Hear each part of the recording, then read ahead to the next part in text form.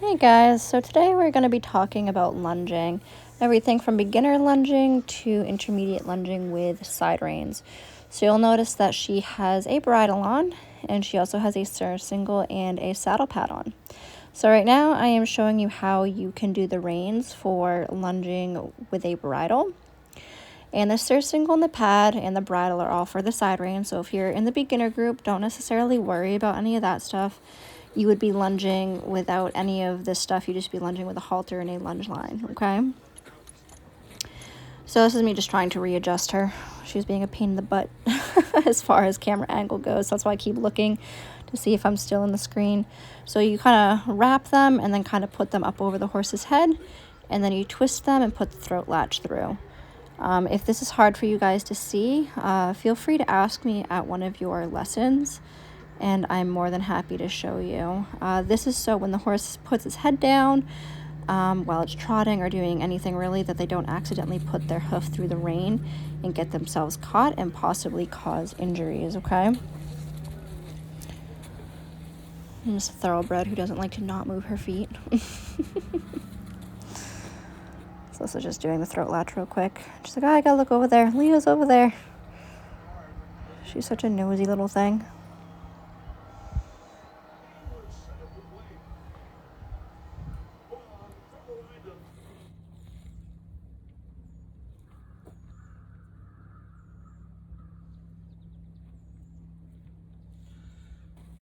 So this is me getting the lunge line, and I'm going to show you a couple different ways that you can attach the lunge line to the bridle.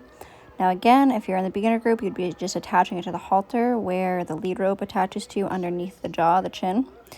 You also want to make sure that there's no tangles in your lead rope, that you have it nice and wrapped in big loops so it doesn't get wrapped around your hands or your fingers. Because if the horse was to bolt or take off, it can take off a finger. So this, you can just clip it onto the side of the bit like that, and just give them a more direct cue to stay, on a circle.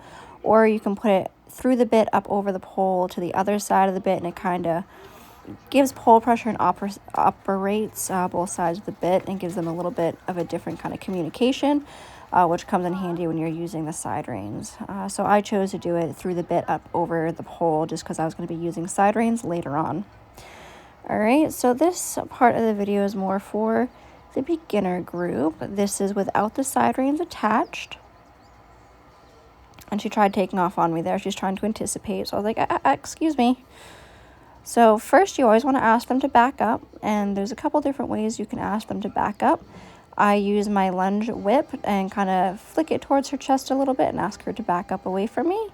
And then I lift my hand to the left, click, and you bring up my whip a little bit and ask her to move out on a circle, okay? So you want to make sure that you always lift up your hand in the direction you want to go, and then you follow up with a click, and then you can also use your whip as Q3 if they don't listen to that. So you'll notice that my body position, my front of my body, my belly button is kind of faced more towards her head, and I am always at her shoulder, never in front of her shoulder and never too far behind. Because if you get too far behind the shoulder, you're going to be just swinging the haunches out, and they're not going to really want to go forward. They're more just going to want to spin. If you get out in front of the shoulder is also the drive line, you can cause them to turn around, stop, or back up. So you want to make sure that you're kind of right at that drive line. And when I'm not asking for anything, I keep my whip in what I call neutral, okay?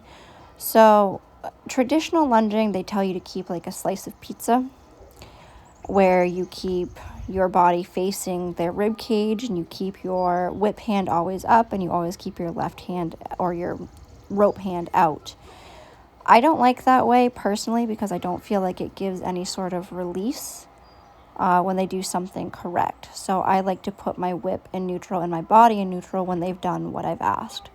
So when I ask her to trot, I pick up my hand that has the rope in it. I pick it up, I click and say trot trot, and if she doesn't listen, I follow it up with the whip just to give her a little bit more of an encouragement to move forward.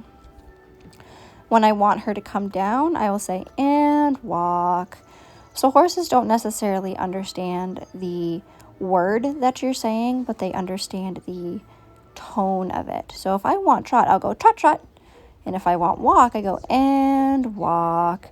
So there's a different tone, a different pitch to the words that I'm using, okay? You want to make sure that when you're in the middle of the circle that you're not working harder than the horse. You want to make sure you're not chasing them all around. And right there, I just demonstrated when she comes in too much on the circle, I use my whip towards her rib cage and ask her to move out sideways, to move laterally, okay? There's a certain track that I want her to follow. And I do move around a little bit to keep asking her to stay on the circle. I always kind of keep myself on a small circle, but I'm not necessarily chasing her and moving as much as she is. Social distancing is necessary to stop the spread of COVID-19. To help, we're offering free prescriptions. So she's starting to get a little lazy here, so I'm like, come on, let's keep moving. And I try to do a ask, tell, demand. I ask nicely. If they don't listen, I use a little bit of a firmer cue. And then time 3, I try to make sure that they are moving. It shouldn't be a, come on, let's go, let's go, let's go. It should be a, let's move forward. I said, let's move forward. Okay, now you're gonna move forward, okay? It's like if your kid was crossing the street or trying to go on the road, and you're like, no, don't play on the yellow line. No, honey, don't play on the yellow line. Are you going to wait for the kid to get hit by a car? Or are you going to say, no, do not play on the yellow line sort of thing? I'm hoping that makes sense. Of course, now that I have a kid, I always refer to my horses in some relation to my child. But continuing on. So right here, it was kind of a little bit of a closer view of how to lunge her. Walk, trot. And then we'll ask her to canter. She had a little buck in there. She's a little fresh. Gotta love spring. So we change directions. And to ask for the canter, all my horses are trained by saying, ready, canter, and kiss, okay? Usually most of my horses, they start hearing the word ready. They start to think about the canter. So make sure that when you're on the horse, any of my horses don't say ready, because they're probably going to start thinking canter.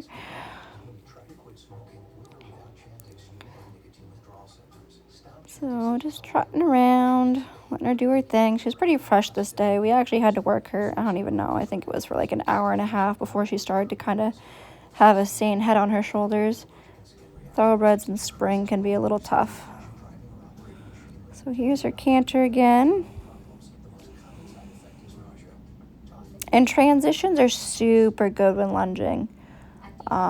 It really gets them paying attention. Walk, trot, walk transitions, walk, trot, canter, trot, walk transitions, so on and so forth. Like trot, canter, walk, trot. It keeps them paying attention and actually gets them to have to use their body a little bit to transition up and down into different gaits. The reason for lunging would be to check your horse's soundness, or if they're off on a certain leg. Checked their energy level before riding and seeing if they're fresh at all. And it's just groundwork, and lunging and, any of that kind of stuff is really good for respect. So moving on to the intermediate lunging, this is lunging with side reins. So you'll notice that the side reins are attached to the surcingle, which is what is around her belly, to the bit. Now what these do is this helps them understand how to give to the bit and how to stretch into the bridle and start using their back and neck and haunches a little bit better. So with this type of lunging, you can start manipulating and shaping their body and helping them use their body and their back correctly, okay? So the side reins are kind of keeping her from stretching her nose out too far or putting her head up or up too high or down too low. So I always start my horses without the side reins like I did in this video, get them moving, get their muscles warmed up. And then I start my side reins loose, like here. You can see there's a pretty good slack in the rein. They're kind of bouncing around, but there's enough contact on the bridle to where she's starting to think about tucking her nose in a little bit, okay? Because you don't want to all of a sudden just crank them in. You don't want to crank them in general, but you don't want to crank them into a frame from the get-go. That can cause pulled muscles, and it can just plain be uncomfortable if those muscles are not warmed up properly.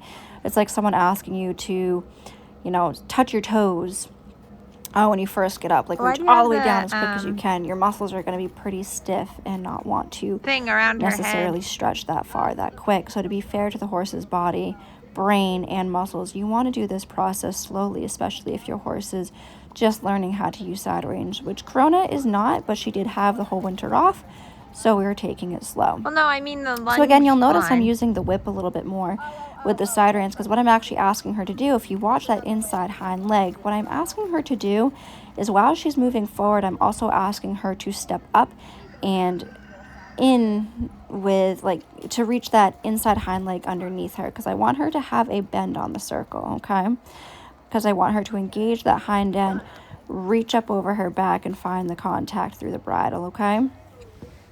So you'll notice that I'm always kind of trying to encourage that hind end out and her to move forward a little bit, because using their body correctly comes from using their hind end and pushing with that hind end rather than carrying themselves around on the forehand.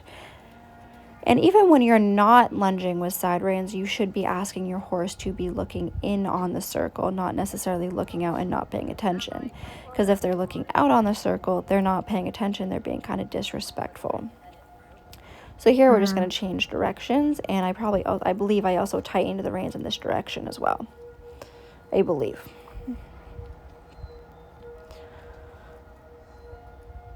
So again, you'll just notice that if she starts looking out, I just kind of bump her nose to the inside of the circle a little bit, and I'm just kind of reminding her, remember to push that hind end like underneath you and keep that hind end out on the circle. And I'm just trying to ask her to use her muscles and her body a little bit more correctly. And I want her to build up her back muscles and build up her top line.